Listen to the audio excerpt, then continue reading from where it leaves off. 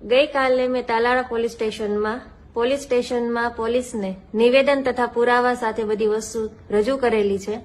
આશા રાખું છું કે આજની તારીખમાં મારી એફઆઈઆર લેવાઈ જાય અને પોલીસનું આખું ન્યાયતંત્ર મારી સાથે ઉભું રહે.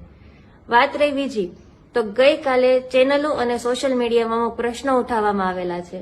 તો એ બાબતે હું બધાને એટલું જ કહેવા માંગીશ કે એમાં લાઈવ ડિટેન ટેસ્ટ કરાવો પ્રદીપ ભાખરના, આનંદ કાકડિયાના, અને એ લાઈવ ડિટેન ટેસ્ટ કરાવવા હું પણ તૈયાર છું.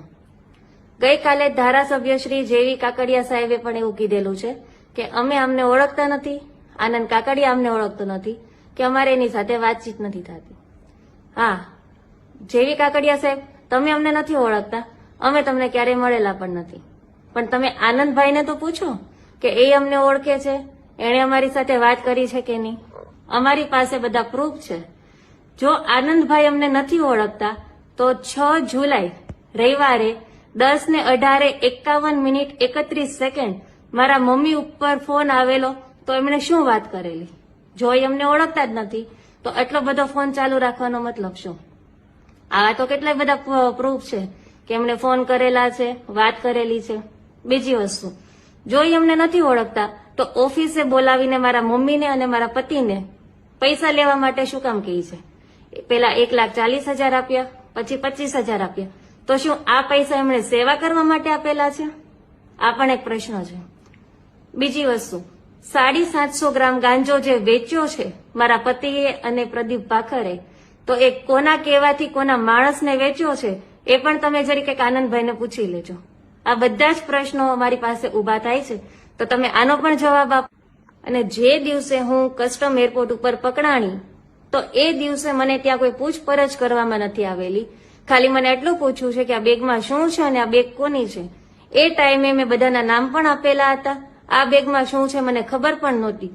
એ પછી પણ મારું જે સ્ટેટમેન્ટ છે, મારી જે ચાર્જશીટ છે, એમાં ટોટલી વસ્તુ ચેન્જ થઈ ગઈ છે. કે ગઈકાલે મેં ઘણી ચેનલો સોશિયલ મીડિયામાં કમેન્ટ્સ જોઈ છે કે તો તમે 2 મહિનાથી શું કરતા હતા?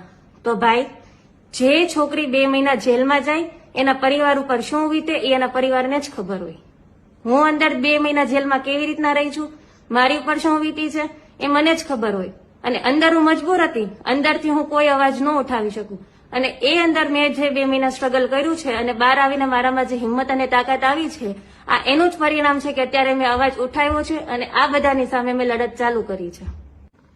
અને રહી વાત રાજકીય પક્ષની, તો મારા બેક સપોર્ટમાં કોઈ પણ વિપક્ષ કે રાજકીય પક્ષ નથી.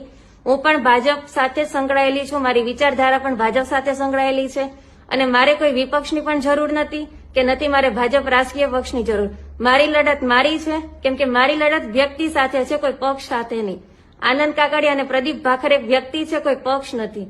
તો બધાને એટલી જ વિનંતી છે કે મારી લડતને તમે તમારા અંદરના સ્વાર્થ માટે, રાજકીય પક્ષના સ્વાર્થ માટે એને જોઈન્ટ ના કરો. અને પ્રદીપ ભાખરના આવા તો કેટલાય ચિટ્ટા છે જે તમે ઊંડી તપાસ કરીને જોશો તો એમાંથી ઘણા બધા ખુલશે. 5 કરોડનું કૌભાંડ જે માધવ સ્વામીએ કર્યું હતું, એમાં નામ પ્રદીપ ભાખરનું પણ છે. રાજકીય પક્ષના કારણે ઈ નામ એનું દબાઈ ગયેલું છે અને ઈ મેટર હજી સોલ્વ નથી થઈ. પોલીસ જો આ બધાની તપાસ કરે તો એમાં પ્રદીપ ભાખરનું નામ આરામથી ખુલશે. અને પ્રદીપ ભાખર અત્યારે જે ફોર્ચ્યુનર લઈને ફરે છે એ પણ માધવ સ્વામીની છે. એક વખત એના ડોક્યુમેન્ટ્સ, એના પુરાવા બી તમે જોઈ લો.